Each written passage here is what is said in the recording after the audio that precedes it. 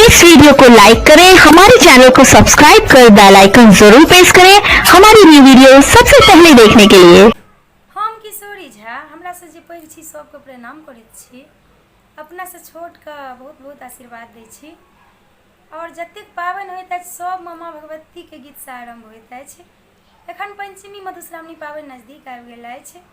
हम एकटा माँ भगवती के गीत रचना केलहुँ हँ। जतेक नव विवाहित पबनैतिनी छी सबके बहुत बहुत हार्दिक शुभकामना दै छी। और अहाँ सबके समक्ष माँ भगवती के गीत लऽ कऽ उपस्थित छी। आशा करैत छी अहाँ सबके नीक लागत तऽ हमरा चैनल के सब्सक्राइब जरूर कऽ देबै और वीडियो के लाइक करबै, कमेंट कऽ के बतायब केहन लागत। सुनू अहाँ सब। जखने जनमली काली केली चमत्कार हे, जखने जनमली काली केली चमत्कार हे, माहे कर लगली सेवक रक्षे पाल, माहे कर लगली सेवक रक्षे पाल, आंधा के नैना देलखिन कोढ़िया के काया हे, आंधा के नैना देलखिन कोढ़िया के काया हे, मैया बाझन के देलखिन बालक, मैया बाझन के गोदी के बालक, जखने जनमली काली केली चमत्कार हे, जखने जनमली काली केली चमत्कार हे, मैया कर लगली सेवक रक्षे पाल, मैया कर लगली सेवक रक्षे पाल,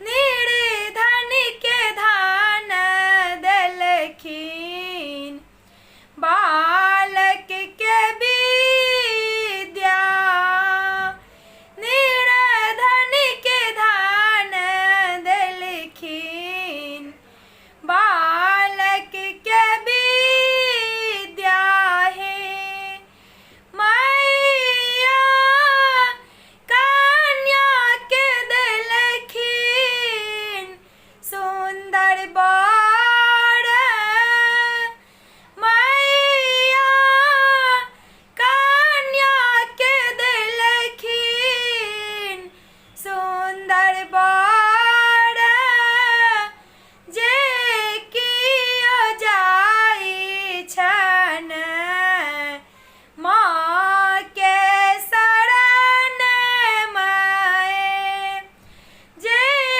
कियो जाइ छन मैया शरण माए, मैया सब